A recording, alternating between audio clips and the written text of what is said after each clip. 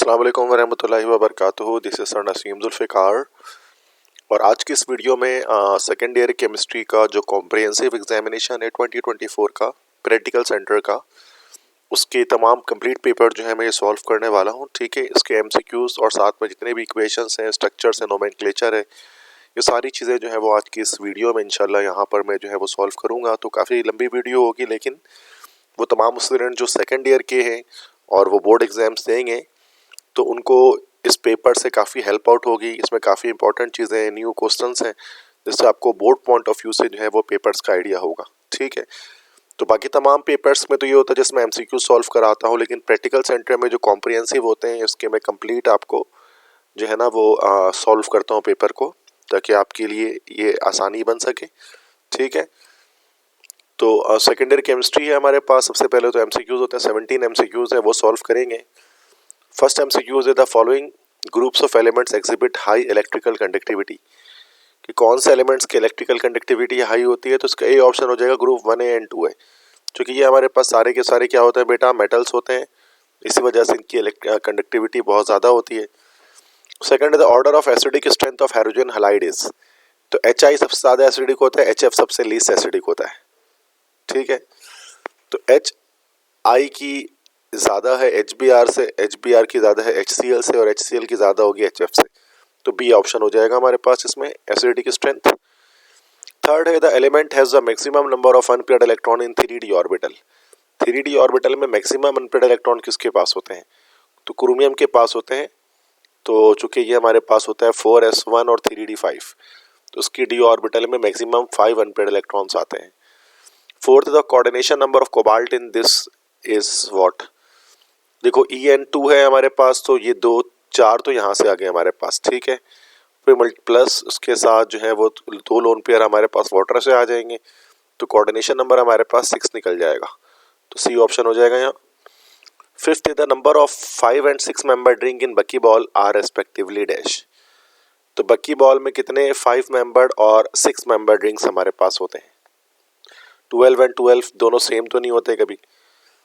ठीक है, ये हमारे पास 12 हमारे पास जो है वो 5 मेंबर ड्रिंक होता है और 26 मेंबर ड्रिंक होता है, तो ये बी ऑप्शन हमारे पास होगा। ठीक है, सिक्स्थ है the ozonolysis of ethyne gives dash, ethyne की ओजोनोलाइसिस जब हम करते हैं तो फिर हमें क्या चीज़ मिलती है, तो ग्लाइकोक्सल मिलता है हमें, ए ऑप्शन। ठीक है, दैट इज 1,2 ईथन डायल।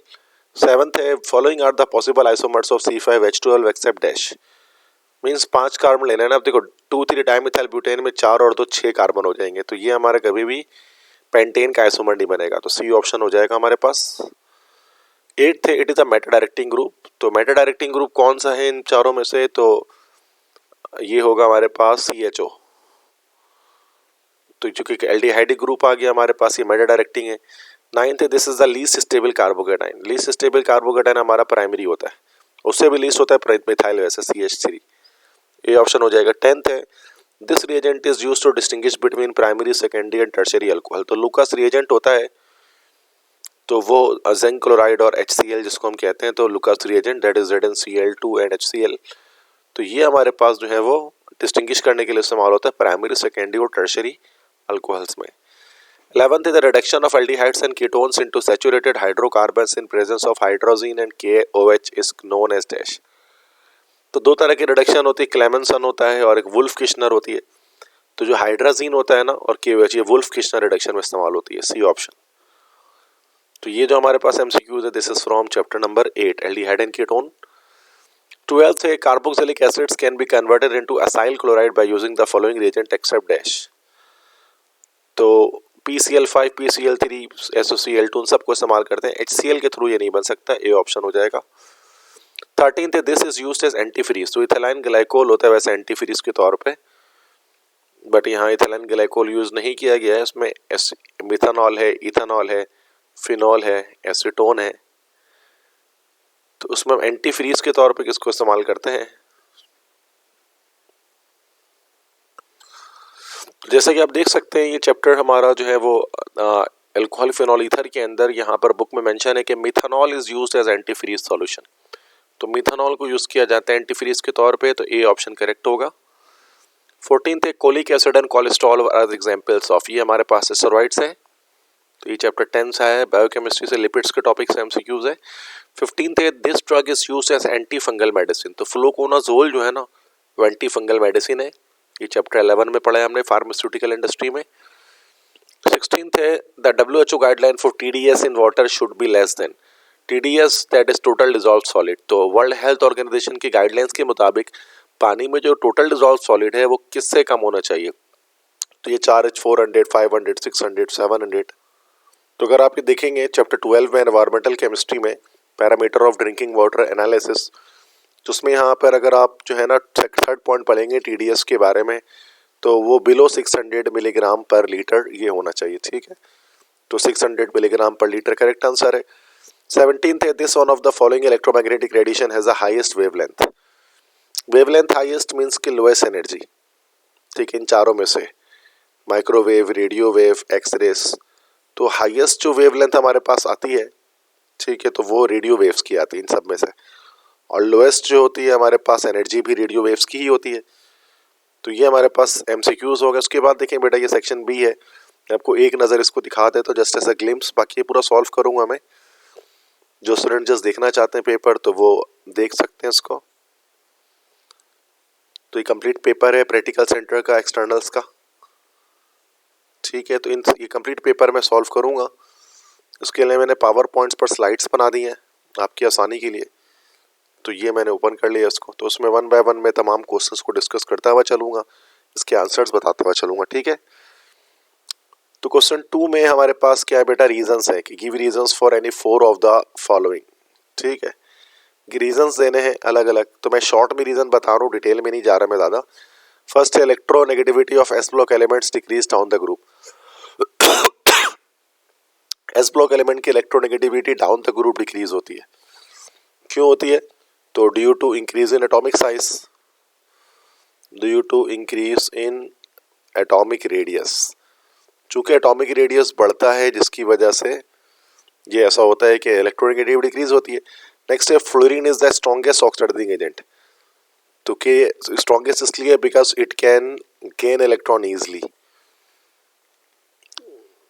तो आराम से इलेक्ट्रॉन को गेन कर लेता है जिसकी वजह से ये स्ट्रॉन्गेस्ट ऑक्सीडाइजिंग एजेंट होता है।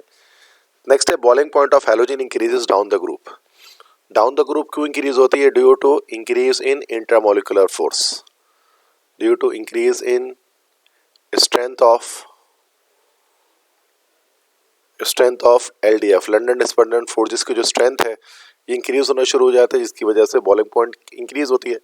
Next, acidity of hydrogen hydride increases from HF to HI।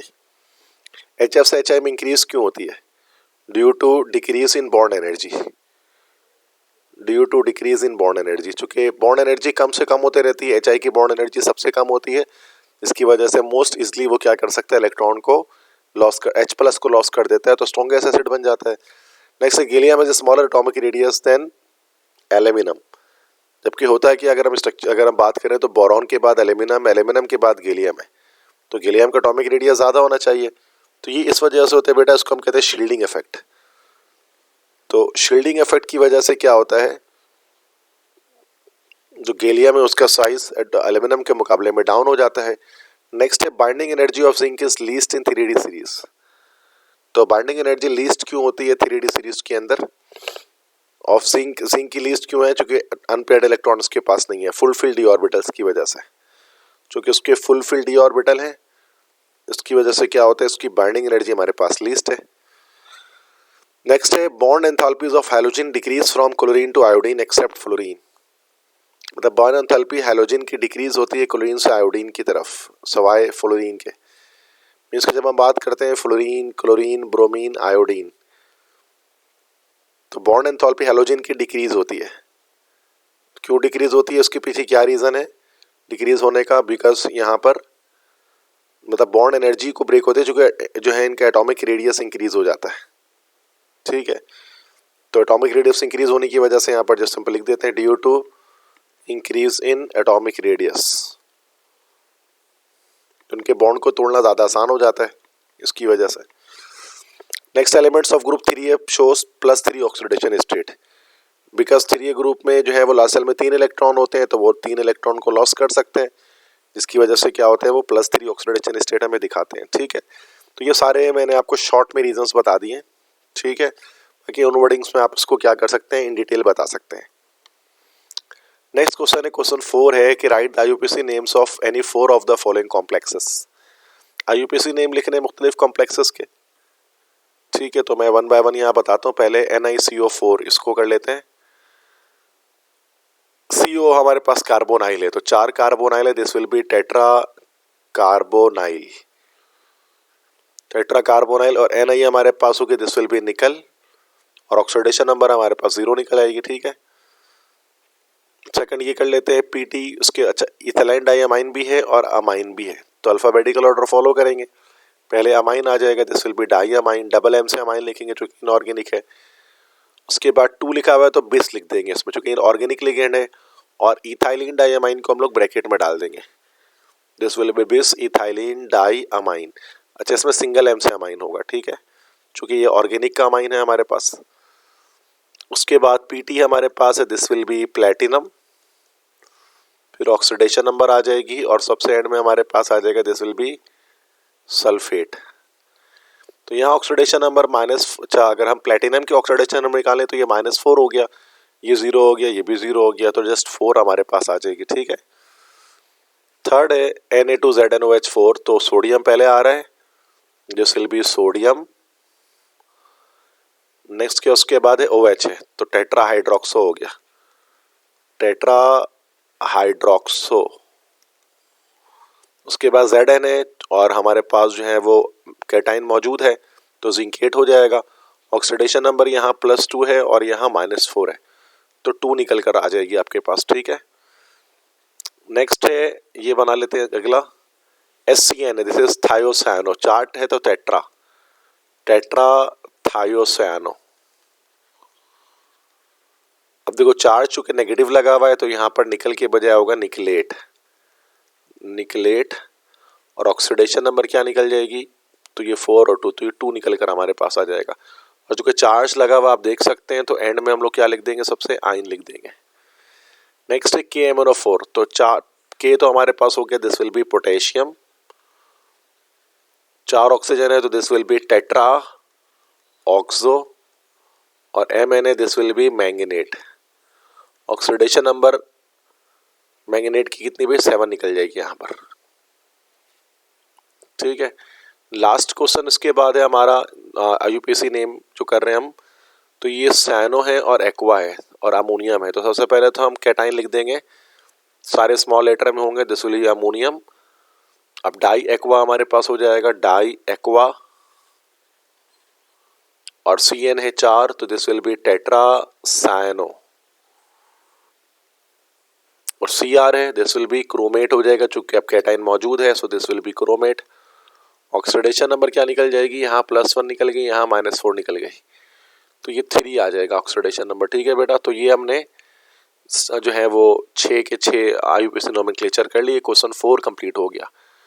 Question 9 में फिर आपका लिखा हुआ है, draw the orbital structure of ethylene और acetylene, also explain acidic behaviour of acetylene with the help of 2 reactions. Okay, ethylene और acetylene, ethylene से मुराद हमारे पास होगी, this will B C2H4, acetylene से मुराद होगी C2H। तो दोनों का स्ट्रक्चर बनाना है, एक्सप्लेन करना है, तो ड्रॉ बस करना है, तो ड्रॉ तो कर ही देंगे डायरेक्टली, चूंकि इथाइलिन है तो यहाँ पर आपको पता है कि इसमें sp2 हाइब्रिडाइजेशन होगी, तो 2 कार्बन हम ले लेंगे और ट्राइगोनल प्लेनर स्ट्रक्चर हमारे इसमें बनेगा, ठीक है। तो ये फर्स्ट कार्बन लिया आपने,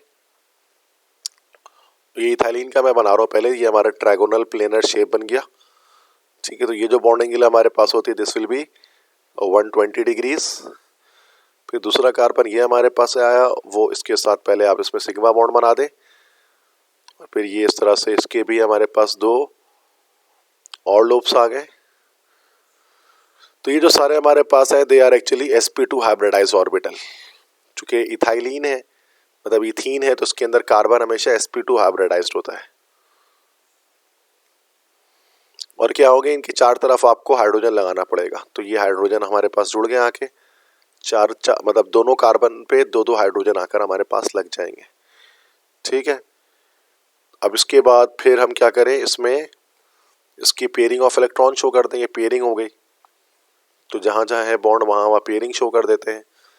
तो सिग्मा बॉन्ड देख सकते हैं, तो 1 2 3 4 और 5 सिग्मा बॉन्ड हमारे पास बन गया। ठीक है, तो ये सारे हाइड्रोजन है हमारे पास।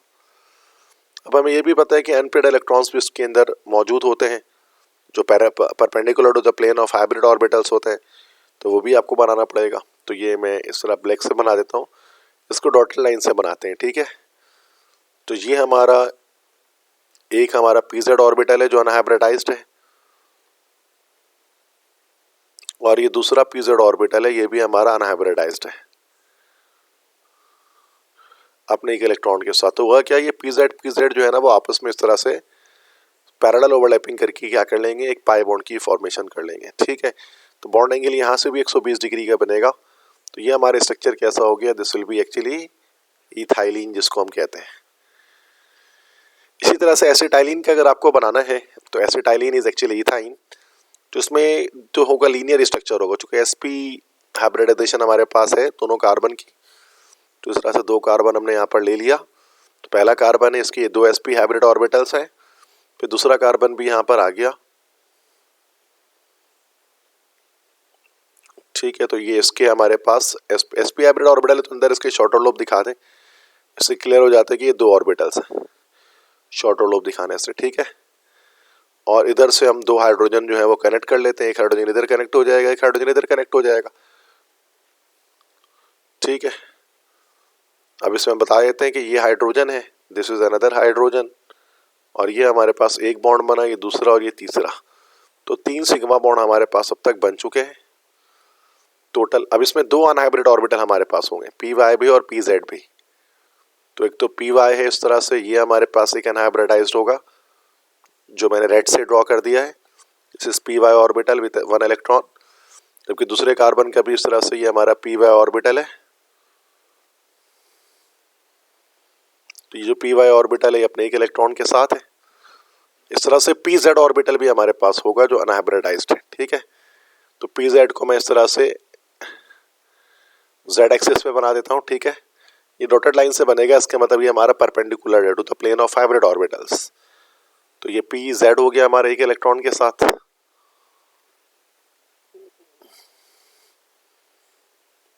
और ये सेकंड दूसरा हमारे पास जो है वो ये pz हो गया अपने एक इलेक्ट्रॉन के साथ।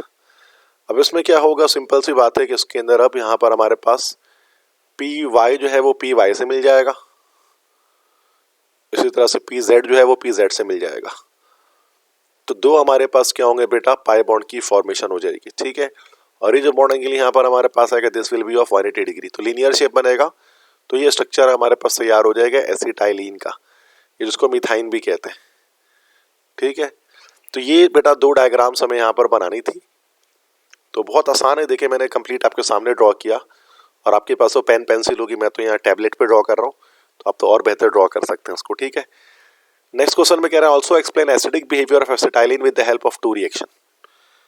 मतलब एसिटाइलिन जो हमारे पास है उसके एसिडिक बिहेवियर बताइए, इथाइन के एसिडिक बिहेवियर 2 रिएक्शन के जरिए।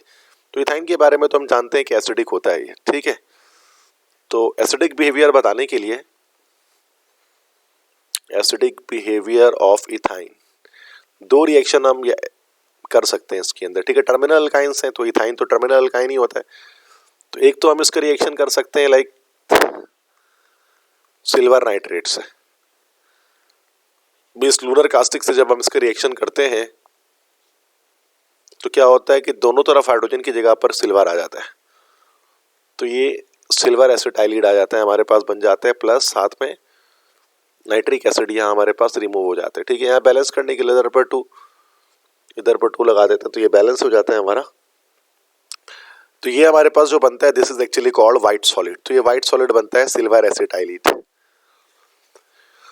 इसी तरह से आप एक रिएक्शन अगर आप इसे इस एक और, क्योंकि 2 रिएक्शन हमसे कह रहे हैं, तो दूसरा रिएक्शन हम कर लेते हैं CuCl से, कॉपर क्लोराइड से।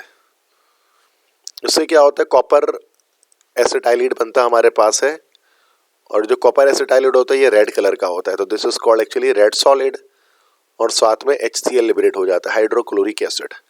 बैलेंस करने के लिए इधर पे 2 और इधर पर इस तरह से हम लोग 2 लगा देते हैं, तो ये बैलेंस हो जाता है। ठीक है, तो ये हमारा क्वेश्चन कंप्लीट हो जाता है, क्वेश्चन 9 ओवरऑल। ठीक है, जो सामने आपकी स्क्रीन पर दिख रहा है, मोबाइल फोन या लैपटॉप जिस पे आप देख रहे हैं।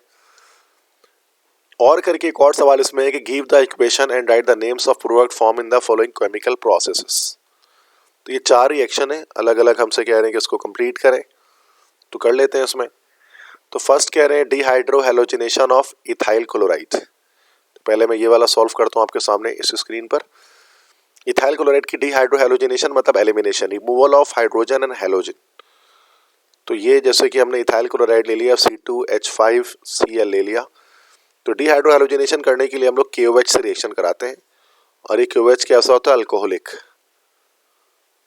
तो इससे क्या होता है, यहाँ पर हमारे पास इथीन बन जाता है प्लस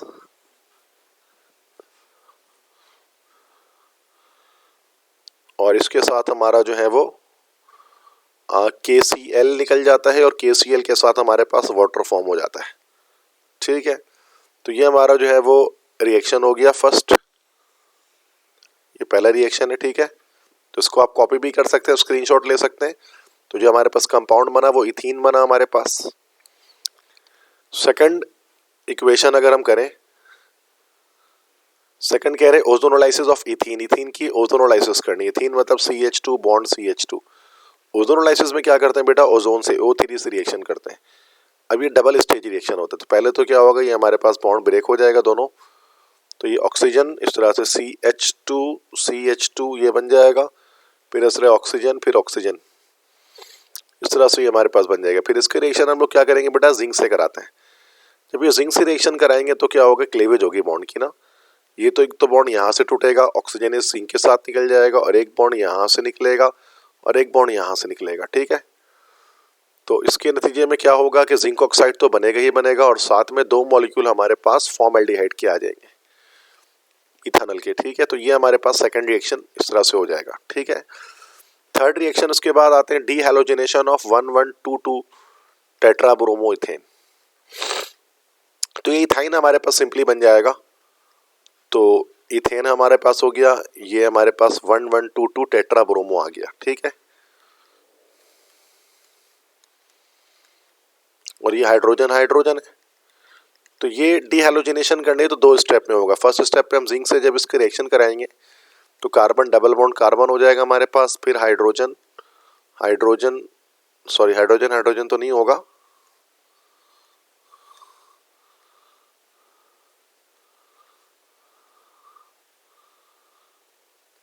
यहाँ पर हमारे पास 2 तरफ मान लेते हैं, जैसे कि ब्रोमीन आ गया, और यहाँ पर ये हाइड्रोजन हाइड्रोजन इधर पर आ जाएंगे। ठीक है, और साथ में Zn जिंक ब्रोमाइड हमारा अलग हो जाएगा। फिर नेक्स्ट स्टेप में दोबारा से सेम यही रिएक्शन होगा, जिंक के साथ रिएक्शन कराएंगे। ये जो हमारे पास बना स्ट्रक्चर व्हाटएवर, तो जो भी स्ट्रक्चर ये हमारे पास बना है, इसका रिएक्शन दोबारा से क्या होगा, हमारे पास जिंक से होगा।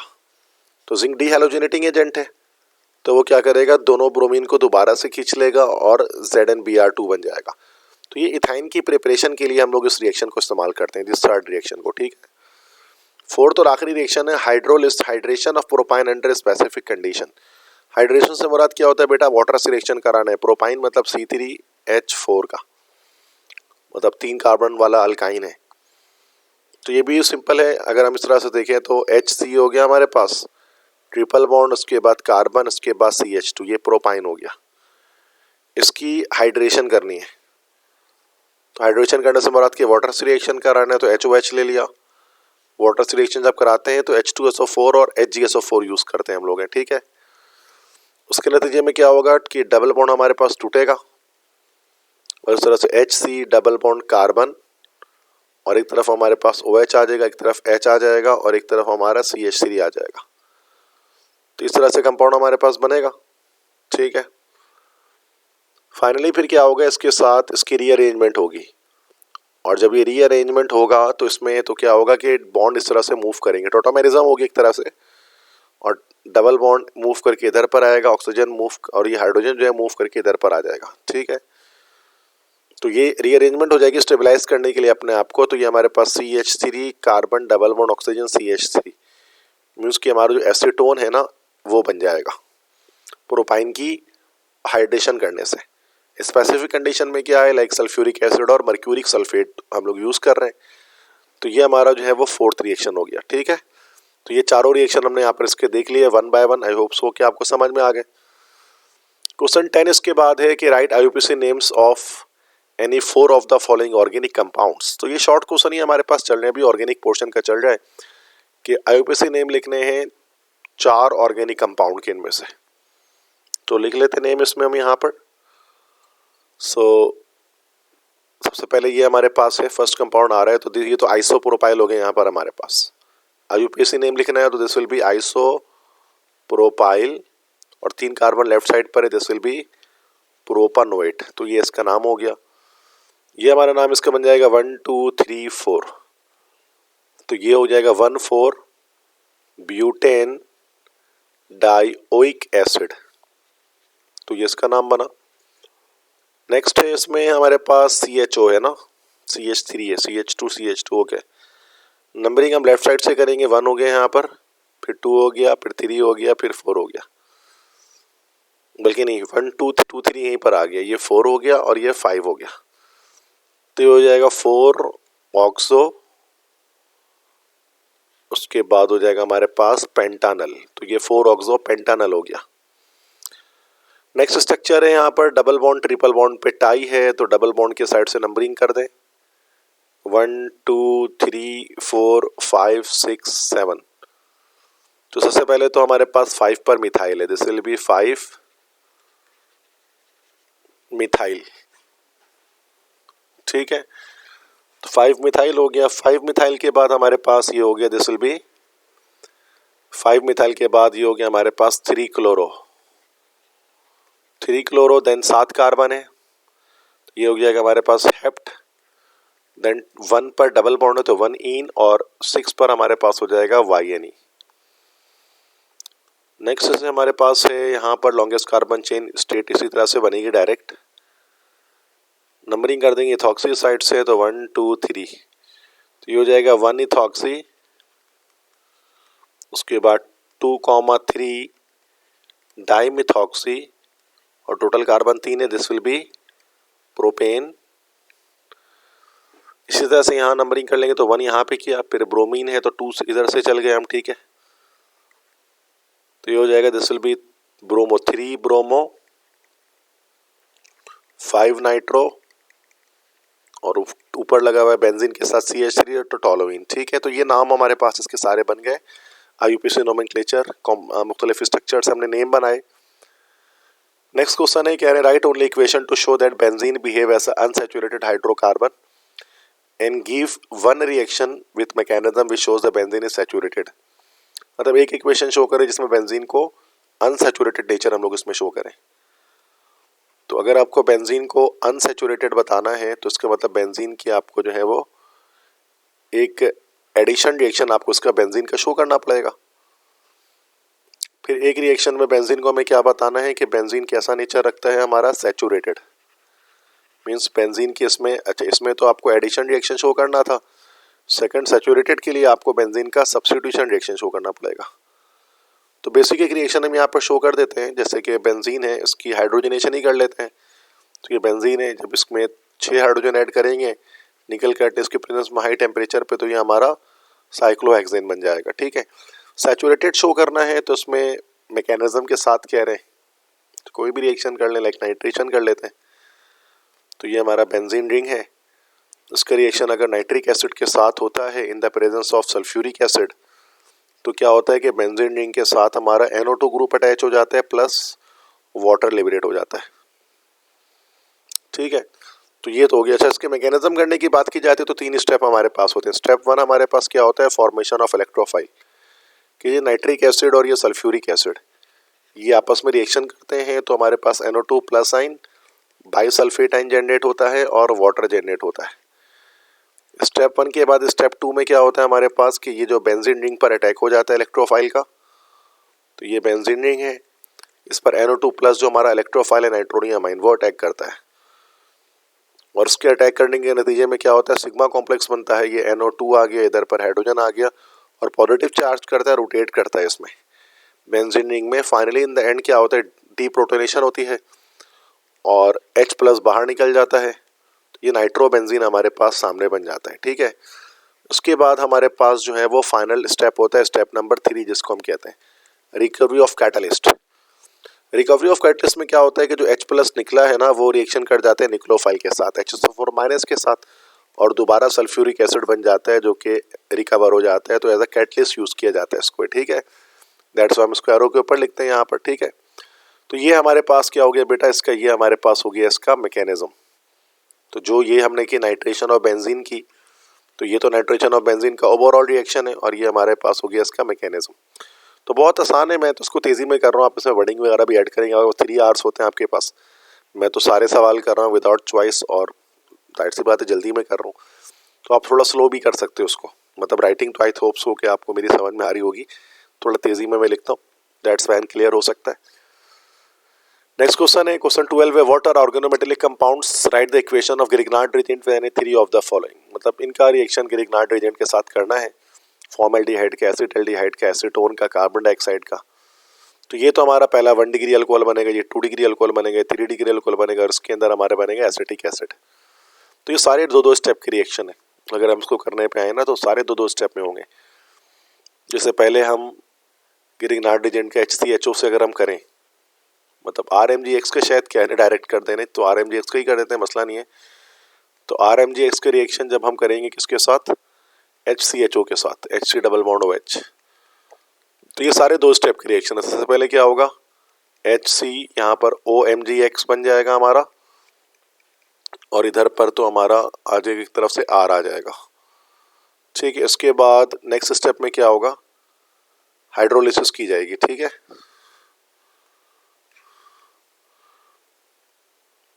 नेक्स्ट स्टेप में हाइड्रोलिसिस होगी तो वाटर से रिएक्शन कराएंगे, इसको मैं एरो के ऊपर ही लिख देता हूँ, सॉरी ओवरऑल मिट गया ये,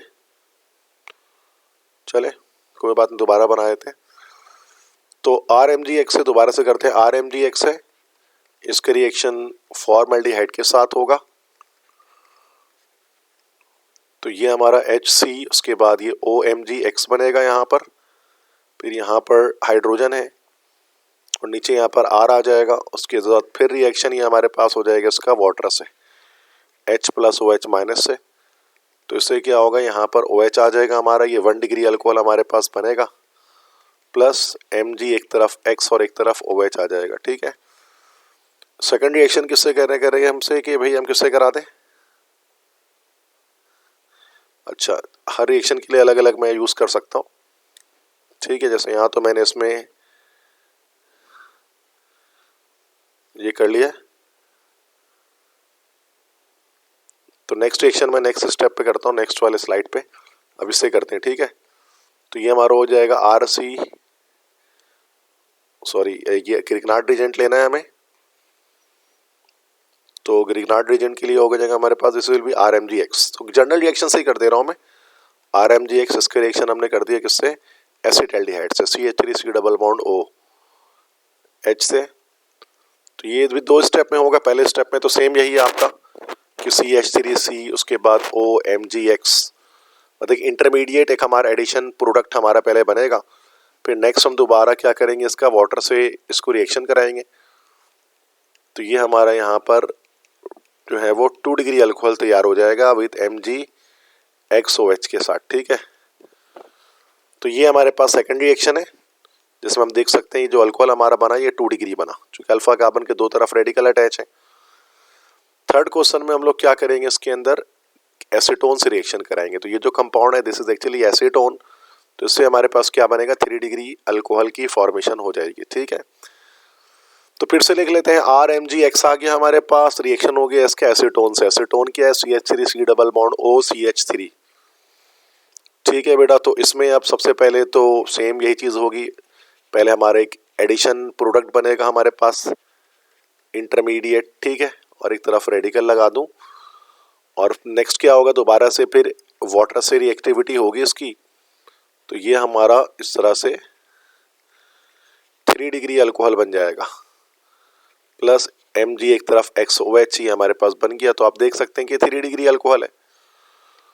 फोर्थ रिएक्शन में हमें कार्बन डाइऑक्साइड से करना है, कार्बन डाइऑक्साइड से करते हैं तो हमेशा इसके अंदर हमें क्या होता है, कार्बोक्सिलिक एसिड मिलता है, ठीक है। करके दिखा देता हूँ, ये लो RMgX लिया हमने, कार्बन डाइऑक्साइड लिया, कार्बन डाइऑक्साइड को इस तरह से हम लिख देते हैं, ठीक है। तो ये वाला बॉन्ड हम यहाँ पर कौन सा ब्रेक करते हैं, ये वाला ब्रेक कर देते हैं। तो C double bond O, OMG X और इधर पर R आ जाता है, ठीक है। फिर हम क्या करते हैं कि वाटर हाइड्रोलिसिस कर देते हैं, जिसके नतीजे में हमारे पास कार्बोक्सिलिक एसिड बन जाता है और साथ में MgXOH अलग आ जाता है। तो अगर आप इस कंपाउंड को गौर से देखें और थोड़ी बहुत ऑर्गेनिक आती है तो आप जानते हैं कि ये हमारा कार्बोक्सिलिक एसिड है, ठीक है। इसमें कोई भी बना सकते हैं। अब चूंकि हम यहाँ पर जनरल रिएक्शन सब में कर रहे हैं, RMgX ले रहे हैं, आप मिथाइल मैग्नीशियम ब्रोमाइड ले सकते हैं, क्लोराइड ले सकते हैं, वॉट एवर यू वांट, ठीक है। इसके बाद और करके एक और सवाल है इस क्वेश्चन में कि give the laboratory test to distinguish between any two of the following. मतलब टू कह रहे हैं हम तो सारी कर देंगे भाई, तो आपको पसंद आए वो आप वो करो, चूंकि आसान है, इतने मुश्किल तो है नहीं, और मैं थोड़ा स्पीड में भी कर देता हूँ। फर्स्ट एल्डिहाइड्स एंड कीटोन, इनके बीच का डिस्टिंग्विश टेस्ट करना है, तो कोई भी कर सकते हैं, फेलिंग सोल्यूशन टेस्ट, या फिर जो है वो हम इसमें ग्रिग्नार्ड रिएजेंट टेस्ट भी कर सकते, सॉरी ग्रिग्नार्ड रिएजेंट कह रहा हूँ, सिल्वर मिरर टेस्ट कर सकते हैं। तो यहाँ पर मैं इसमें फेलिंग सॉल्यूशन टेस्ट करके दिखा देता हूँ आपको। तो फेलिंग सॉल्यूशन टेस्ट में क्या होता है, हमारे पास है फेलिंग सॉल्यूशन के साथ एल्डिहाइड का रिएक्शन कराते हैं तो वो पॉजिटिव टेस्ट देता है। जैसे कि अगर हमने एक एल्डिहाइड ले लिया, फॉर्मल्डिहाइड, और फेलिंग सॉल्यूशन दो चीज़ों का मिक्सचर होता है, एक कॉपर हाइड्रोक्साइड होता है इसमें और एक साथ में NaOH होता है। क्योंकि हीट करते हैं इस रिएक्शन में हम, तो हमारा यहाँ पर बन जाता है सोडियम फॉर्मेट, साथ में Cu2O बन जाता है, और इसके साथ हमारे पास जो है वो वाटर लिबरेट हो जाता है। तो ये Cu2O जो हमारे पास होता है ना, तो इसकी हमारे जो है वो रेडिश ब्राउन PPT आ जाती है टेस्ट ट्यूब के अंदर। तो ये इससे हमारा कंफर्म हो जाता है कि ये हमारा क्या है भाई, तो एल्डिहाइड इसके अंदर मौजूद है। जो टेस्ट ट्यूब आप लेंगे तो उसके अंदर रेडिश ब्राउन प्रेसिपिटेट आ जाएंगे फेलिंग सोल्यूशन डालने पर। इसीलिए, लेकिन इसी की जगह पर अगर हम एसीटोन ले लेते हैं और सेम इन्हीं चीज़ों से रिएक्शन करा देते हैं, तो इसमें चूंकि एसीटोन में स्टेरिक हिंड्रेंस ज़्यादा रिएक्शन नहीं करेगा, तो इसमें कोई वो PPT बनेगी नहीं, तो हम लिख देते हैं no reddish brown precipitate, easy, ठीक है। तो ये हमारा फर्स्ट हो गया एल्डिहाइड और कीटोन के बीच में फ़र्क। सेकंड क्या कर ले, अब इसमें कर लेते हैं, 1 ब्यूटाइन और 2 ब्यूटाइन के बीच में डिफरेंस करना है। तो ये तो हम एसिडिक कैरेक्टर टेस्ट कर ले सकते हैं कि 1 ब्यूटाइन हमारे पास जो है ना वो एसिडिक होगा और 2 ब्यूटाइन हमारे पास एसिडिक नहीं होगा, चूंकि नॉन टर्मिनल अल्काइन है। जो नॉन टर्मिनल अल्काइन होते हैं जिनमें किनारे पर ट्रिपल बॉन्ड नहीं होता, तो वो हमेशा कैसे होते हैं, नॉन एसिडिक होते हैं। तो एसिडिक कैरेक्टर टेस्ट कर लेते हैं, सिल्वर नाइट्रेट से कर लेते हैं। अब 1 ब्यूटाइन लेते हैं, पिछला रिएक्शन मैंने बैलेंस नहीं किया था, ठीक है, बैलेंस आप खुद कर लेना, तो there is not a big issue, बस आपको कॉन्सेप्ट समझना है। तो 1 ब्यूटाइन है, तो वहाँ पीछे मैं लिख देता हूँ, ऐसा नहीं कि आप बोर्ड एग्जाम में ऐसे लिख कर आ जाएं तो फंस जाएंगे आप, ठीक है। तो मैं लिख देता हूँ कि बैलेंस योर सेल्फ, इतना काम तो करो बेटा, सब तो पका पका हलवा हो जा रहा है, थोड़ा ये भी कर लो। तो 1 ब्यूटाइन और 2 ब्यूटाइन के बीच डिफरेंस करना है, ठीक है। तो 1 ब्यूटाइन क्या है कि अर्बन हाइड्रोजन लिया ट्रिप, इस तरह से ये हमारा हो गया, दिस विल बी 1 ब्यूटाइन, ठीक है। इसके रिएक्शन अगर हम सिल्वर नाइट्रेट से करेंगे तो उसमें जो एक सिर्फ ये वाला हाइड्रोजन है ना, ये हमारा टर्मिनल है, मतलब ट्रिपल बॉन्ड कार्बन से अटैच है, तो एक तरफ क्या होगा बट सिल्वर हमारे पास आ जाएगा, तो ये हमारे पास बन जाएगा, ठीक है। और साथ में वही इस तरह से कि नाइट्रिक एसिड बन जाएगा। तो ये जो हमारे पास बना, तो ये क्या होगा, बिल्कुल वाइट सॉलिड, ठीक है। लेकिन सेम अगर हम काम किसके साथ करें, अगर हम 2 ब्यूटाइन के साथ करें, अब 2 ब्यूटाइन टर्मिनल अल्काइन तो नहीं होता, किनारे पर इसमें ट्रिपल बॉन्ड नहीं है, तो उसमें कोई रिएक्शन होगा ही नहीं, तो बस आपको लिखना है कि नो वाइट सॉलिड, कोई वाइट सॉलिड बनेगा ही नहीं, दैट्स इट, ठीक है। तो ये हमारा सेकंड हो गया। थर्ड, उसके बाद अल्कोहल एंड फिनॉल के बीच में करते हैं। अल्कोहल फिनॉल के बीच में हम लोग एस्टरिफिकेशन कर सकते हैं। एस्टरिफिकेशन किसे कहते हैं कि अल्कोहल एस्टरिफिकेशन करता है लेकिन फिनॉल नहीं करता। एस्टरिफिकेशन में जैसे कोई अल्कोहल हम ले लेते हैं, कोई भी ले लेते हैं, C2H5OH, इसके रिएक्शन होता है किसी कार्बोक्सिलिक एसिड के साथ, such as acetic acid, reversible reaction होता है सल्फ्यूरिक एसिड, और हीट चाहिए होती है जिससे हमारे पास क्या बनता है, एस्टर बनता है, तभी उस प्रोसेस को एस्टरिफिकेशन कहते हैं, प्लस वाटर। तो इसकी जो है ना वो स्वीट स्मेल होती है, तो स्वीट स्मेल या स्वीट फ्रूटी ऑर्डर हम कह सकते हैं, स्वीट तो नहीं, सिंपल यहाँ पर बता देते हैं कि this is actually what, this is fruity order. तो उसका क्या होता है, फ्रूटी ऑर्डर एक प्रोड्यूस होता है। लेकिन यही अगर आप फिनॉल ले लेंगे C6H5OH और उसके रिएक्शन अगर आप एसिटिक एसिड से कराते हैं तो इसके अंदर हमारे पास एस्टरिफिकेशन नहीं होती, मतलब रिएक्शन ही नहीं होता, तो नो फ्रूटी ऑर्डर, कोई फ्रूटी ऑर्डर आपको नहीं मिलता। तो ये सिंपल एक आसान सा है अल्कोहल और फिनॉल के बीच में टेस्ट। नेक्स्ट है एलिफेटिंग एंड एरोमेटिक कंपाउंड। इसमें हमारे पास कोई फिजिकल टेस्ट नहीं होगा, बस एक हम कह सकते हैं कि सिंपल देखो, एलिफेटिंग है ना स्ट्रेट चेन वाले, तो इनमें क्या होता है, जैसे कि अगर हम कोई भी स्ट्रेट चेन वाला कंपाउंड जलाते हैं, मीथेन जलाते हैं, ऑक्सीजन से रिएक्शन कराते हैं, तो क्या होता है, कार्बन डाइऑक्साइड और वाटर बनता है। ठीक है, ये रिएक्शन हो जाता है हमारे पास है। तो इसमें क्या होता है, बहुत सारा मतलब काला धुआं नहीं निकलता, तो नो ब्लैक स्मोक या नो ब्लैक सूट, कोई काला धुआं नहीं होता। लेकिन ये अगर आप एरोमेटिक कंपाउंड की बात करें, जैसे कि बेंजीन ही आप ले लें, और जब इसकी कंबशन आप करते हैं तो जो कार्बन डाइऑक्साइड और वाटर हमारे पास बनता है, इसमें कार्बन का कंटेंट ज़्यादा होता है, तो उसके अंदर क्या होता है, एक ब्लैक सूट या ब्लैक स्मोक अपीयर होती है। तो ये एक फ़र्क होता है एलिफेटिक में और एरोमेटिक में। ठीक है, तो यहाँ पर इस तरह से टेस्ट कराना है आपको, कंबस्टन टेस्ट आप कर सकते हैं। तो ये टेस्ट जो हमारे पास था, this is actually combustion test था, जलाकर हमने चेक कर लिया। ठीक है, नेक्स्ट हमारे पास है alkane and alkyl halide. Alkane alkyl halide में फ़र्क कर लेते हैं, तो बड़ा आसान है, बेस से रिएक्शन जैसे हम करा लेते हैं। अब मीथेन ले लेंगे, इसका KOH से हमारे पास जब रिएक्शन कराएंगे तो कोई रिएक्शन यहाँ पर नहीं होगा। लेकिन यही अगर हम अल्काइल हैलाइड ले लें, CH3Cl ले लें, इसके रिएक्शन अगर आप KOH से कराएंगे तो ये हमारा अल्कोहल बन जाएगा प्लस KCl बन जाएगा, न्यूक्लियोफिलिक सब्स्टिट्यूशन हो जाएगी एक्वस मीडियम के अंदर। तो ये रिएक्शन एक है। तो ये हमने इस तरह से डिस्टिंग्विश टेस्ट में ये करना होता है, दो रिएक्शन लिखने होते हैं, एक रिएक्शन हो रहा और एक ना हो रहा हो। ठीक है, तो आई होप सो ये क्लियर हो गया आपको।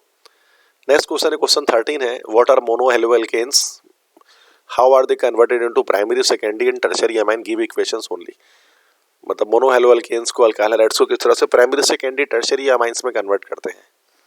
तो अमोनिया के साथ रिएक्शन कर आगे करते हैं, बड़ा बेसिक है। जैसे CH3Cl आपने ले लिया, उसके रिएक्शन अगर आप अमोनिया के साथ करते हैं NH3 के साथ,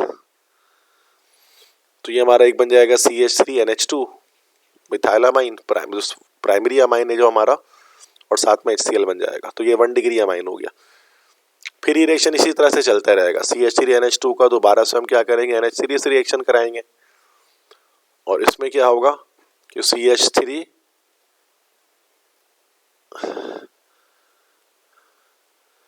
हमारे पास आएगा, देन उसके बाद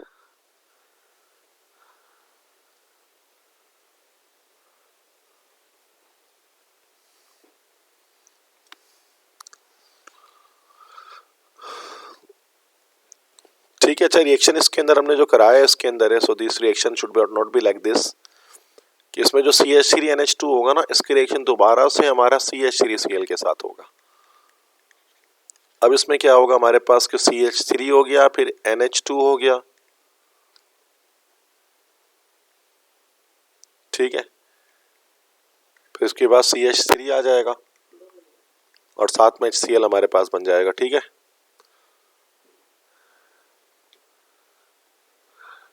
तो ये हमारा 2 डिग्री अमाइन बन जाएगा। उसके बाद फाइनली CH3NH2 और ये NH3, सॉरी CH3, इसके रिएक्शन जब हम दोबारा से CH3Cl के साथ कराएंगे तो ये हमारा CH3, फिर नाइट्रोजन, फिर ये, अच्छा ये NH2 से सिर्फ H रह जाएगा ना, फिर ये CH3, तो ये हमारा टर्शरी अमाइन बन जाएगा 3 डिग्री, और साथ में इसमें भी HCl निकल जाएगा। ठीक है, तो इस तरह से प्राइमरी सेकेंडरी टर्शरी अमाइन में कन्वर्ट करते हैं अल्काइल हैलाइड्स को, मोनोहेलोएल्केन्स को। और right the equations for the conversion of primary amine into following, primary amine को इन सब में कन्वर्ट करना है, लाइक अल्केन्स के अंदर करना है प्राइमरी अमाइन को कन्वर्ट। ठीक है, अब इमीन्स में करना है, सेकेंडरी अमाइड में करना है, और डायोजोनियम सॉल्ट में करना है। ठीक है, उसके बाद सेकंड हम लोग फिर इसको इमीन में कन्वर्ट करते हैं। इमीन किसे कहते हैं, इमीन में उस वक्त बनेगा अमाइन जब हम इसको रिएक्शन कराते हैं किसके साथ भाई, फॉर्मेल्डिहाइड के साथ। ठीक है, प्राइमरी अमाइन का। तो फॉर्मेल्डिहाइड जैसे कि हम ले लेते हैं कार्बन डबल बॉन्ड ऑक्सीजन, फिर ये हाइड्रोजन ही हमारा हो गया फॉर्मेल्डिहाइड। इसके रिएक्शन करा लेते हैं हम लाइक प्राइमरी अमाइन से, तो ये प्राइमरी अमाइन हमारा हो गया। तो इसमें अब क्या होगा, हमारे पास H बनेगा, फिर कार्बन के बाद ये डबल बॉन्ड नाइट्रोजन के साथ CH3 के साथ अटैच हो जाएगा, तो उसके बाद फिर H2O लिबरेट हो जाएगा। This compound is called imine, तो ये इमीन हमारा बनेगा। इसके बाद इस तरह से सेकेंडरी अमाइड अगर आपको बनाना है तो ये तो हमारा सेकंड हो गया। थर्ड है सेकेंडरी अमाइड, बल्कि अल्केन भी तो नहीं बनाया हमने, चलो अल्केन भी बना लेते हैं। थर्ड है सेकेंडरी अमाइड। सेकेंडरी अमाइड बनाने के लिए एसिड हैलाइड के साथ रिएक्शन कराना पड़ेगा इसका, ठीक है, मीन्स अमाइन का। तो अगर हम अमाइन लेते हैं CH3NH2, किसी एसिड हैलाइड से इसका रिएक्शन कर लेते हैं, जैसे कि CH3 डबल बॉन्ड हो Cl, ये एसिड हैलाइड है। तो उसमें क्या होगा, HCl हमारा अलग हो जाएगा और साथ में CH3 carbon double bond oxygen, फिर यहाँ ऑक्सीजन के साथ इस तरह से NH आ जाएगा हमारे पास। NH और उसके बाद फिर हमारे पास आ जाएगा ये CH3, ठीक है। तो ये हमारा, वैसे तो ये प्राइमरी अमाइड बना तो हमारा, बट ये शायद प्राइमरी अमाइड बना हमारे पास।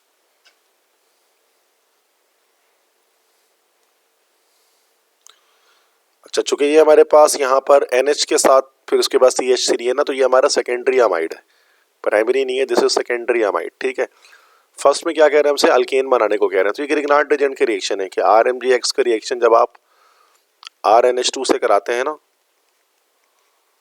तो ये हमारा यहाँ पर अल्केन बन जाता है, लाइक RH बन जाएगा, ठीक है, उसके साथ एक तरफ MgX और एक तरफ RNH, ये हमारे पास जुड़ जाएगा, ठीक है। तो ये हमारा जो है वो बना अल्केन। अब इसके अंदर हम कोई जनरल रिएक्शन कर दिया मैंने, अब इसमें कोई भी अल्केन बना सकते हैं, जो कि इसमें कह नहीं रहे कौन सा अल्केन बनाना है, तो मैंने जनरल रिएक्शन लिख दिया। उसके बाद लास्ट है डायजोनियम सॉल्ट। तो डायजोनियम सॉल्ट जो है ना, वो उसके रिएक्शन इस तरह से होता है, ये this is the fourth one, NaNO2HCl के साथ रिएक्शन करते हैं तो इथाइल डायजोनियम सॉल्ट बनता है प्लस H2O। तो ये मैंने अपने लेक्चर के अंदर इसको कंप्लीट बनाया हुआ है, समझाया हुआ है कैसे बनता है, तो वहाँ से भी आप देख सकते हैं। आंसर तो इसका यही है, ठीक है। नीचे जो इक्वेशन दिख रही है, तो ये हमारे चैप्टर जो है ना, अमाइंस वाला चैप्टर जो होता है, चैप्टर 6, उससे हमारे पास इक्वेशंस आए हैं। नेक्स्ट क्वेश्चन है, क्वेश्चन 14 है, give the equations for the preparation of acidic acid by any 4 methods. मतलब 4 मेथड से एसिडिक एसिड की प्रिपरेशन जो है वो शो करनी है। और right the equations of the conversion of carboxylic acid into 4 of the following derivatives. तो कह रहे हैं किस तरह से एसिटिक एसिड को तैयार किया जाएगा बाय एनी 4 मेथड, किसी भी 4 मेथड से।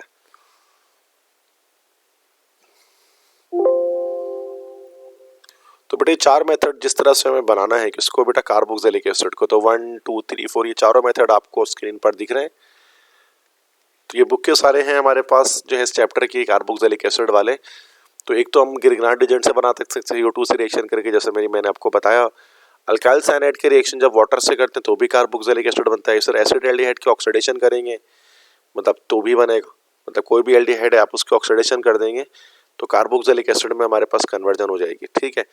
इसी तरह से ये तो जैसे ये दोनों रिएक्शन एक ही हैं, थर्ड ही हैं। फोर्थ अगर एक और रिएक्शन करना चाहे तो मतलब अल्कोहल से भी बना सकते हैं। जैसे अल्कोहल ले लिया आपने, अल्कोहल की आपने एक बार ऑक्सीडेशन की तो ये हमारा क्या बन जाता है, एल्डिहाइड RCOH, और उसकी फर्दर अगर आप ऑक्सीडेशन करते हैं तो ये हमारा कार्बोक्सिलिक एसिड बन जाता है। तो अल्कोहल्स की या 1 डिग्री अल्कोहल जो होते हैं इनकी डबल ऑक्सीडेशन करने से भी ये बन सकता है। तो ये चौथा तरीका तो ये हो गया, ठीक है। नेक्स्ट हमसे क्या कह रहे हैं, ये नेक्स्ट कह रहे हैं कि भाई क्या करें, तो write the equation of conversion of carboxylic acid into any 4 of the following. तो ester, acid halide, acid anhydride, amide, alcohol, alkane, इन सब में कन्वर्ट करना है कार्बोक्सिलिक एसिड को। एस्टर में तो कन्वर्ट करने का बड़ा आसान तरीका है, एस्टरिफिकेशन कर लेते हैं, जैसे मैंने आपको बताया। तो अभी तो पीछे चला गया, ये दोबारा नहीं लिख रहा, बस मैं लिख दे रहा हूँ, एस्टरिफिकेशन कर लेना है। एसिड हैलाइड में कन्वर्ट करने के मल्टीपल तरीके हैं। अगर आपने कोई कार्बोक्सिलिक एसिड ले लिया है RCOOH, एसिड हैलाइड में कन्वर्ट करना है तो जैसे SOCl2 से कर दें तो ये हमारा एसिड हैलाइड बन जाएगा और SO2 और HCl निकल जाएगा। एसिड एनहाइड्राइड में करना है तो क्या करें, 2 मॉलिक्यूल्स ले लें आप कार्बोक्सिलिक एसिड के और P2O5 या P4O10 ये हम as a dehydrating agent use करते हैं तो जिससे हमारे पास एसिड एनहाइड्रेट हमारे पास बन जाता है वाटर के रिमूवल के साथ। अमाइड बनाना है तो अमाइड बनाने के लिए आई होप कि शायद अमोनिया से रिएक्शन करा लेंगे सिंपली। जब अमोनिया से रिएक्शन कराएंगे उसका तो ये हमारे पास NH2 ग्रुप NH3 से करेंगे ना, यस, तो NH2 ग्रुप आ जाएगा और यहाँ से वाटर रिलीज हो जाएगा। अगला क्या कह रहे हैं, अल्कोहल बनाना है तो अल्कोहल में 2 रिवर्स कर देंगे ना इसको, मीन्स कार्बोक्सिलिक एसिड है ना, इसकी रिडक्शन करेंगे लिथियम एल्यूमिनियम हाइड्राइड से, ठीक है। तो और इससे क्या होगा, रिडक्शन करने से ये हमारा अल्कोहल में एल्डिहाइड में कन्वर्ट हो जाएगा। फिर इस एल्डिहाइड की फर्दर लिथियम एल्यूमिनियम हाइड्राइड के साथ रिडक्शन करेंगे तो ये हमारा अल्कोहल बन जाएगा, ठीक है। लास्ट क्या कह रहे हैं, अल्केन्स में कन्वर्ट कर दें, किसको भी, कार्बोक्सिलिक एसिड को। तो कार्बोक्सिलिक एसिड डायरेक्टली अल्केन में तो कन्वर्ट नहीं होता, ये 2 स्टेप हमारे पास रिएक्शन होता है जिसमें हम डीकार्बोक्सिलेशन करते हैं। तो इसमें हम असल में पहले जो है ना, कोई भी कार्बोक्सिलिक एसिड हमने लिया जैसे कि RCOOH लिया, इसका सॉल्ट बना लेते हैं। जैसे NaOH से रिएक्शन कराते हैं तो ये RCOONA सॉल्ट बन जाएगा प्लस वाटर लिबरेट हो जाएगा। फिर जो सॉल्ट बनता है ना RCOONA, इसका रिएक्शन हम लोग करते हैं वो सोडा लाइम के साथ। सोडा लाइम क्या होता है, इसमें NaOH होता है और कैल्शियम ऑक्साइड होता है एट हाई टेम्परेचर। ये डीकार्बोक्सिलेशन होती है और अल्केन बन जाता है और साथ में सोडियम कार्बोनेट हमारा अलग हो जाता है। तो इस तरह से ये अल्केन हम रिएक्शन कर सकते हैं। तो ये सारे रिएक्शंस हो गए हमारे इस क्वेश्चन 14 में जो थे। सेक्शन C स्टार्ट हो जाता है इसके बाद हमारा डिटेल क्वेश्चन आंसर। इसमें इनऑर्गेनिक जर्नल केमिस्ट्री पोर्शन में सल्फ्यूरिक एसिड H2SO4 की मैन्युफैक्चरिंग आई है और उसमें कह रहे हैं कि it acts as show with the help of equation, it acts as dehydrating agent and oxidising agent. Equation की मदद से बताइए कि ये डिहाइड्रेटिंग एजेंट है और ऑक्सीडाइजिंग एजेंट है। तो डिहाइड्रेटिंग एजेंट तो पहले ही हम इजीली बता सकते हैं कि जैसे कि अगर हम इथेनॉल ले लेते हैं C2H5OH और सल्फ्यूरिक एसिड ले लेते हैं एट हाई टेम्परेचर, तो ये क्या करेगा, इथीन बना लेगा और वाटर को रिमूव कर देगा। तो डिहाइड्रेटिंग एजेंट साबित हो गया। ऑक्सीडाइजिंग एजेंट के लिए क्या करेंगे, कॉपर का रिएक्शन करा लेते हैं सल्फ्यूरिक एसिड के साथ, तो हमारा कॉपर सल्फेट बन जाएगा और सल्फर डाइऑक्साइड और वाटर रिलीज हो जाएगा। बाकी आप इस रिएक्शन को बैलेंस कर लें, इजीली बैलेंस हो जाएगा, ठीक है। तो ये ऑक्सीडाइजिंग एजेंट के तौर पे यहाँ पर रिएक्शन हो गया, यहाँ पर डिहाइड्रेटिंग एजेंट के तौर पे हो गया। नेक्स्ट है कह रहे हैं बैलेंस्ड केमिकल इक्वेशन लिखें, तो काफ़ी सारे इक्वेशन 1 2 3 4 5 6 7 8 9 10 कर लेते हैं। पहला है silicon is put into steam, तो सिलिकॉन को स्टीम में डाला है, H2O में डाला है, तो ये हमारा सिलिका बनेगा प्लस हाइड्रोजन गैस यहाँ से अलग हो जाएगी। तो पहला रिएक्शन तो ये हो गया। सेकंड क्या कह रहे हैं, fluorine reacts with oxygen, F2 और O2 है ना, तो ये हमारा बनेगा OF2 ऑक्सीजन फ्लोराइड, तो ये सेकंड रिएक्शन हो गया। थर्ड क्या रहे, chlorine gas is pass through an aqua solution of caustic soda, NaOH उसके साथ क्लोरीन गैस के रिएक्शन जब ये होता है ना, तो ये NaClO3 बनता है, फिर NaClO बनता है, ठीक है, और इसके साथ हमारे पास वाटर रिलीज हो जाता है। तो ये हमारे पास होता है थर्ड रिएक्शन जो हमने किया है। उसमें बैलेंस कर लेना खुद इसको, this is a third reaction. Fourth reaction क्या है कि reaction of bleaching powder with hydrochloric acid. Bleaching powder होता है CaCl2, इसके रिएक्शन हाइड्रोक्लोरिक एसिड के साथ HCl के साथ करेंगे, तो ये हमारे पास क्या बनेगा, कैल्शियम क्लोराइड बनेगा, साथ में HOCl हमारे पास बनेगा, दिस इज हाइपोक्लोरस एसिड, ठीक है। तो ये नेक्स्ट रिएक्शन हो गया। इसका अगला रिएक्शन क्या है, reaction of chromium with oxygen at high temperature. Chromium को ऑक्सीजन से रिएक्शन कराएंगे, क्रोमियम ऑक्साइड बन जाएगा Cr2O3, तो ये हमारे पास रिएक्शन हो गया। अगला रिएक्शन करते हैं reaction of permanganate ion with oxalate ion in acidic medium. Permanganate ion क्या होता है, MnO4 माइनस आयन, इसके रिएक्शन करना है ऑक्सलेट आयन के साथ C2O4 माइनस के साथ इन एसिडिक मीडियम, मतलब H+ की प्रेजेंस में, तो ये Mn+2 बन जाएगा, कार्बन डाइऑक्साइड बन जाएगा, वाटर रिलीज हो जाएगा, ठीक है। तो ये रिएक्शन हमारे पास हो जाएगा, रिडॉक्स रिएक्शन है ये। नेक्स्ट है reaction of dichromate ion with ferrous ion in acidic medium. Dichromate मतलब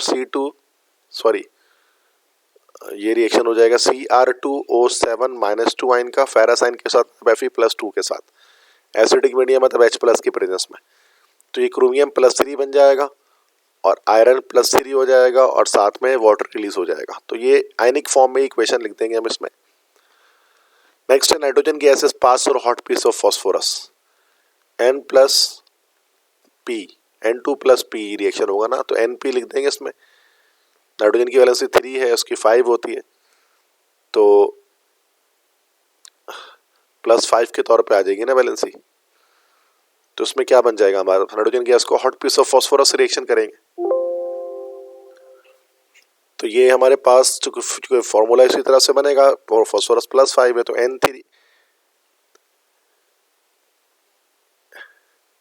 N3P5 ये हमारे पास इसमें बन जाएगा। ठीक है।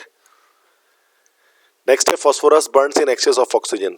फॉस्फोरस का जब ऑक्सीजन से फॉस्फोरस P होता है ना, तो फॉस्फोरस की रिएक्शन जब ऑक्सीजन से कराएंगे एक्सेस में, ज़्यादा बड़ी तादाद में होगा अगर, तो ये P2O5 हमारे पास बन जाएगा, फॉस्फोरस पेंटाऑक्साइड। ठीक है। तो एक्सेस में अगर हम यहाँ पर ऑक्सीजन गैस को यूज़ करेंगे। नेक्स्ट है reaction of iron with air.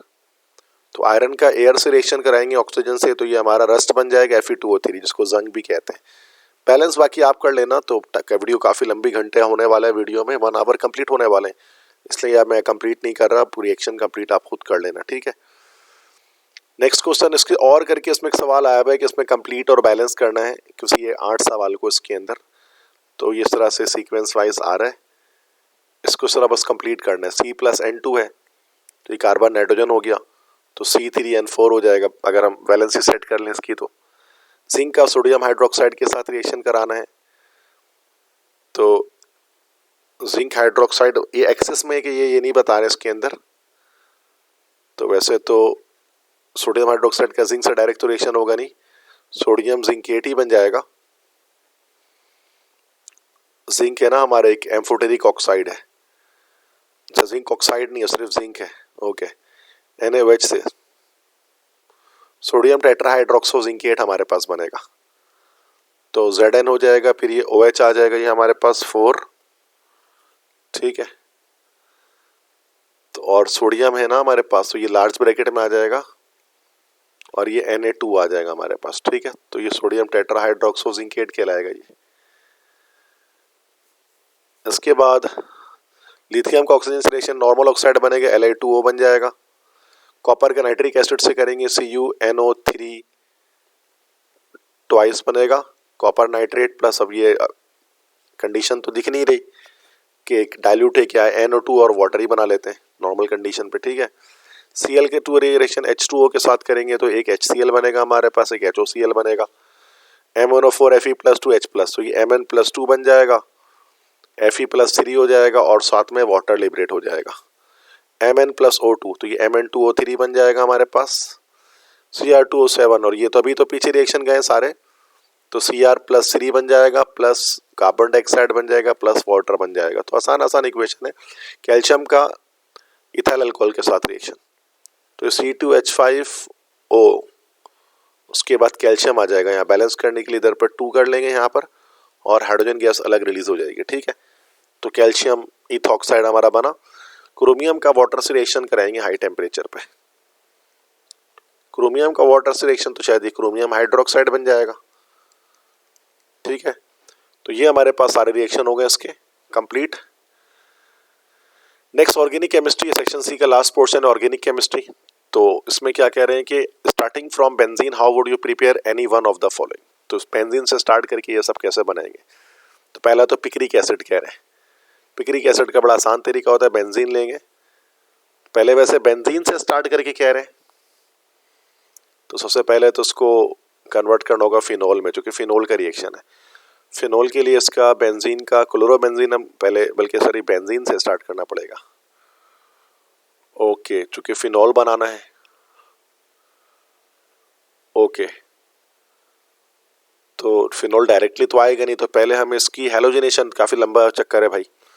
तो पहले हमने बेंजीन लिया, हमने इसकी पहले Cl2 से रिएक्शन कराया in the presence of AlCl3, और इससे क्या हो जाएगा हमारे पास क्लोरोबेंजीन बन जाएगा।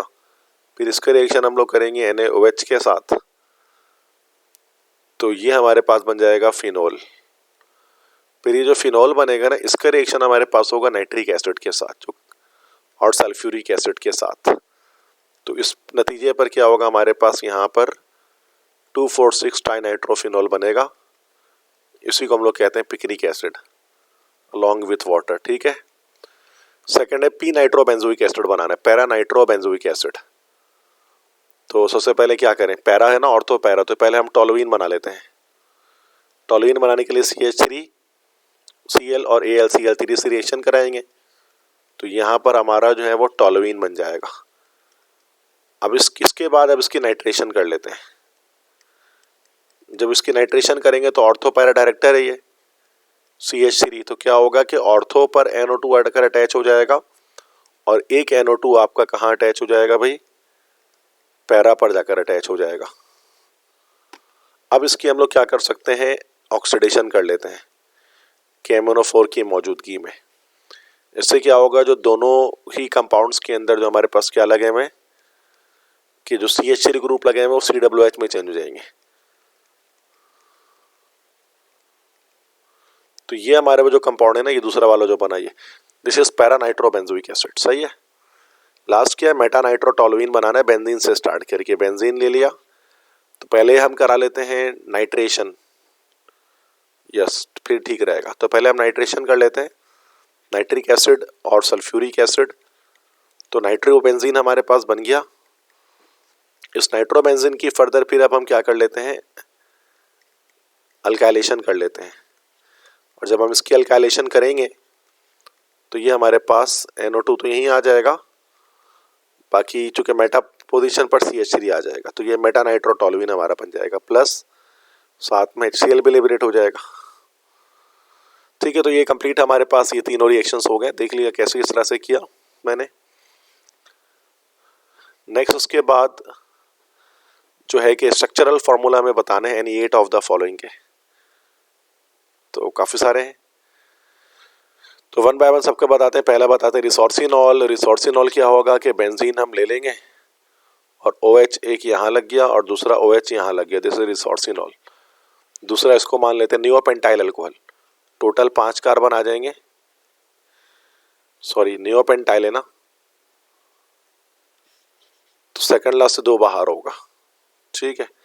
OH लगा दिया हमने, फिर कार्बन कार्बन कार्बन, एक CH3 यहाँ और एक CH3 यहाँ, this is neopentyl alcohol.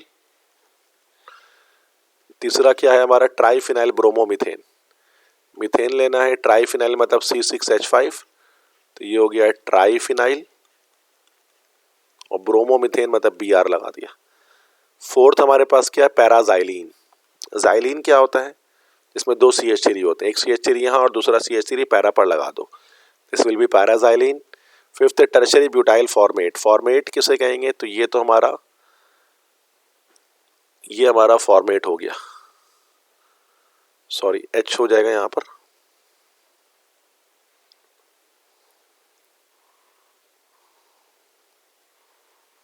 H आ जाएगा, तो ये हमारा फॉर्मेट हो गया, सॉरी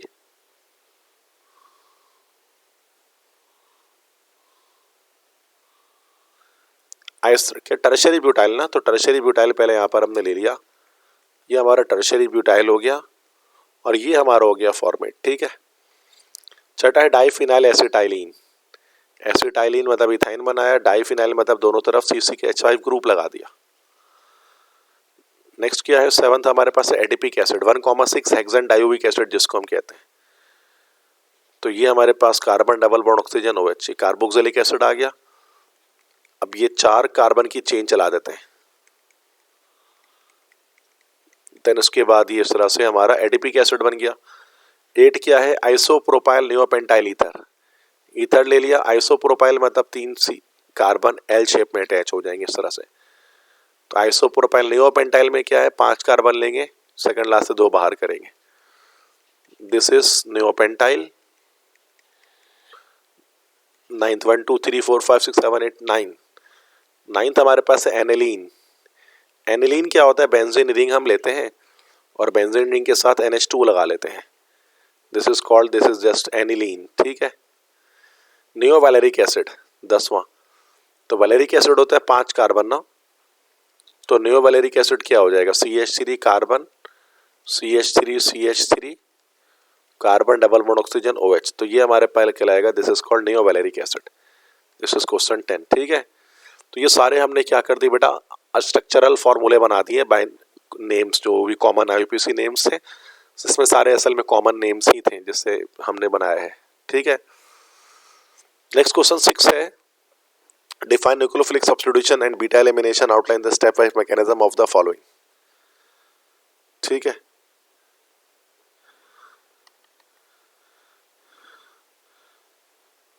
तो यहां पर कह रहे हैं कि स्टेप वाइज मैकेनिज्म इन दो रिएक्शन को शो करें। पहला है tertiary butyl iodide with KSH, दूसरा है ethyl chloride with alcoholic KOH।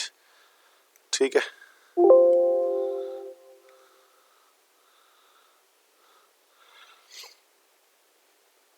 तो अगर हम यहां बात करते हैं tertiary butyl iodide with KSH के साथ, तो ये हमारा वो हो जाएगा लाइक दैट, न्यूक्लियोफिलिक सब्स्टिट्यूशन है जो कि SN1 हो जाएगा, 2 स्टेप पे होगा। तो पहला मैं बता देता हूँ, इसका स्टेप 1 हमारे पास होगा, इसके अंदर जस्ट टर्शियरी ब्यूटाइल आयोडाइड हम बनाते हैं। तो ये पहला स्टेप हमारा रिवर्सिबल होगा, स्लो स्टेप होगा। सबसे पहले क्या होगा, टर्शियरी कार्बो जो है वो हमारा कार्बोनियम आयन प्रोड्यूस हो जाएगा, H+ बाहर, I- बाहर निकल जाएगा, लिविंग ग्रुप। नेक्स्ट स्टेप में क्या होगा, स्टेप 2 में, दिस इज स्टेप नंबर 2, और स्टेप 2 पर क्या होगा हमारे पास कि ये जो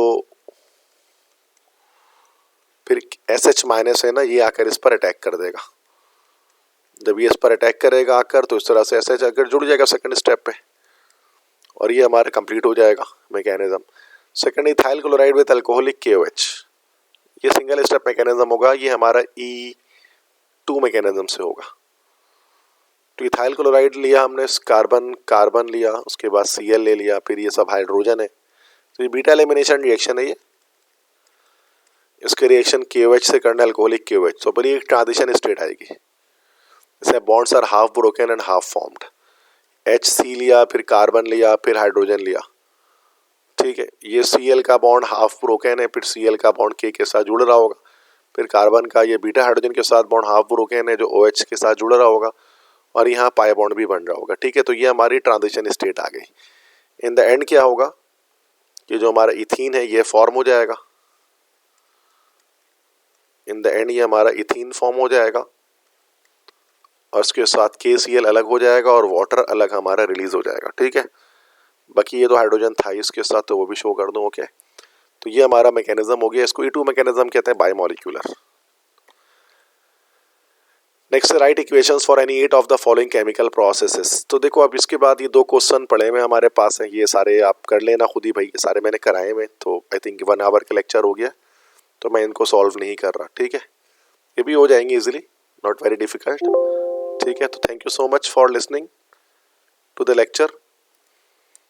अच्छा, अगर आपको मतलब इस तरह से अगर आपको जैसे ये सारे क्वेश्चन है, कुछ सॉल्व नहीं भी हुए हैं बट मैंने लेक्चर में सारे कराए हैं, अगर आपको मेरे नोट्स चाहिए आपको, तो चूँकि मैं आप जानता हूँ कि आप मुझे सुन रहे हैं काफ़ी देर से, तो मैं सर नसीम जुल्फ़िकार हूँ, और मेरे चैनल आप देख रहे हैं यूट्यूब चैनल। अगर आपको नोट्स रिक्वायर्ड है PDF फॉर्म में, या फिर आपको जो है वो लाइक आपको टारगेट पेपर की रिक्वायरमेंट है, ठीक है, या फिर आपको ये जो है वो जो मैंने पूरा सॉल्व किया इसका PDF आपको चाहिए, या मॉडल पेपर जो है वो उसका PDF आपको सॉल्व चाहिए, तो ये इन सबको कोई भी चीज़ आपको रिक्वायर हो तो फ्रीली आप जो है ना वो मुझे मैसेज कर सकते हैं। ये मेरा व्हाट्सएप नंबर है, इसको लाजमी सेव कर लें अपने पास। और आपको किसी भी तरह की PDF आपको सेकेंड ईयर की किसी भी सब्जेक्ट के लिहाज से, एनी सब्जेक्ट एप्टीट्यूड के लिहाज से, अगर आपको कोई जो है PDF की रिक्वायरमेंट हो, इंपॉर्टेंट पेपर्स वगैरह, तो इस नंबर पर आप मुझसे व्हाट्सएप कर दें, तो बहुत ही मिनिमम चार्जेस में आपसे पेमेंट में लेता हूँ और आपको मैं सेंड कर दूंगा ये। ठीक है, टेक केयर ऑफ़ योरसेल्फ। तो तमाम स्टूडेंट्स को बेस्ट ऑफ लक अपने बोर्ड एग्जाम्स के लिए, अपना ख्याल रखिएगा। अल्लाह हाफिज़।